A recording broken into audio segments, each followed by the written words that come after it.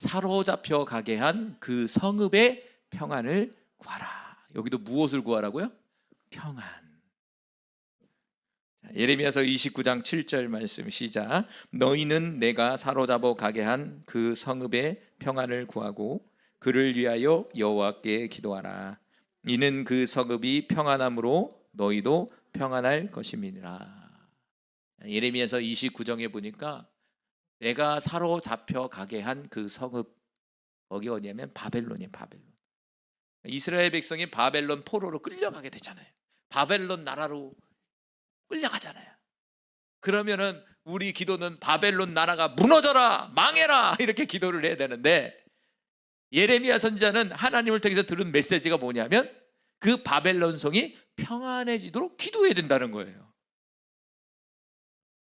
망해라, 무너져라 이렇게 얘기하는 건 하나밖에 모르는 사람이야. 하나님은 더 앞서간 거야, 수를. 여러분, 만약에 바벨론 포로로 끌려갔는데 누군가가 바벨론을 침공해서 또 전쟁이 났다고 생각해봐요. 그럼 어떤 일이 벌어질까요? 더 난리가 나겠죠. 생각해 보세요. 포로로 끌려갔는데 그 포로 잡혀간 그 나라가 난리가 나버린 거야. 거의 살아남지 못하죠. 그러니까 하나님이 하시는 말이 뭐냐면, 또 바벨론 포로는 하나님이 뜻 가운데 있었잖아요.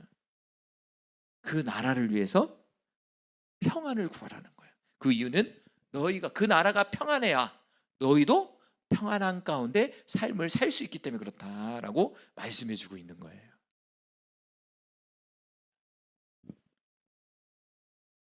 그럼 이것은 무엇을 위해 기도하라는 얘기입니까? 포로를 위해 잡혀간 나라, 포로에서 내가 잡혀간 나라.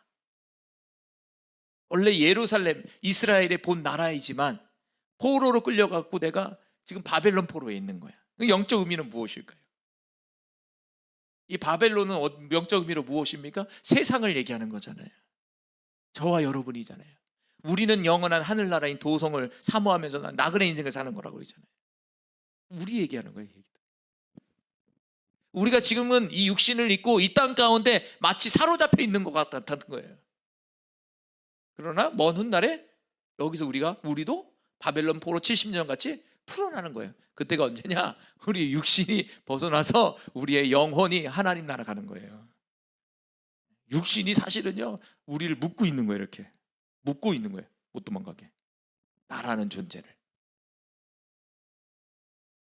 그러니까 지금 우리가 지금 머물고 있는 이 나라는 육신으로는 대한민국이라는 나라에 있지만 진짜 나라는 저기 하느님 나라가 우리의 나라예요.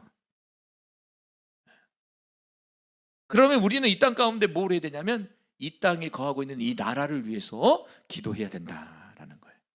할렐루야. 나라를 위해서 기도하라 이 얘기예요. 자, 디모데전서 2장 2절에도 우리에게 동일하게 말씀해 주고 있어요. 읽어봅시다. 임금들과 높은 지위에 있는 모든 사람을 위하여 하라. 이는 우리가 모든 경건과 단정함으로 고요하고 평안한 생활을 하려 함이라. 자, 디모데전서 2장 2절에도 임금들과 높은 지위에 있는 모든 사람들, 다시 말한다면 한 나라를 이끌어가는 어떤 리더들, 이 리더를 놓고 기도하라는 거예요. 왜냐하면 그들이 평안한 가운데 잘 이렇게 통치하게 되면, 문제없이 잘 통치하게 되면 저와 여러분이 온전한 믿음 생활을 할 수 있다는 거예요.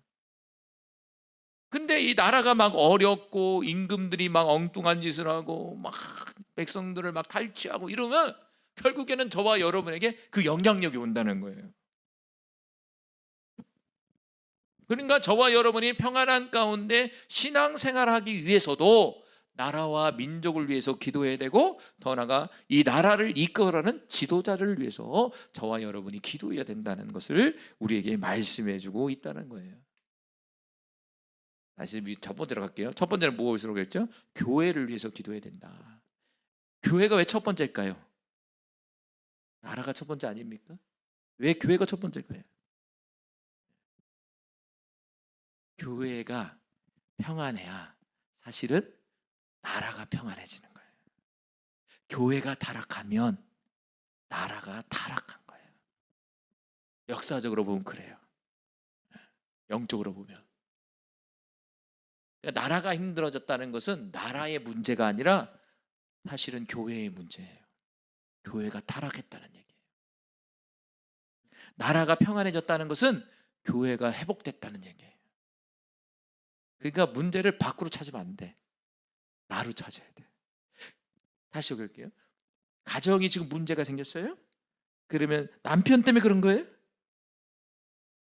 남편이 문제를 일으키니까 그럴 수 있죠. 네. 다른 사람에게 아니라 나 자신에게 문제가 있는 거예요.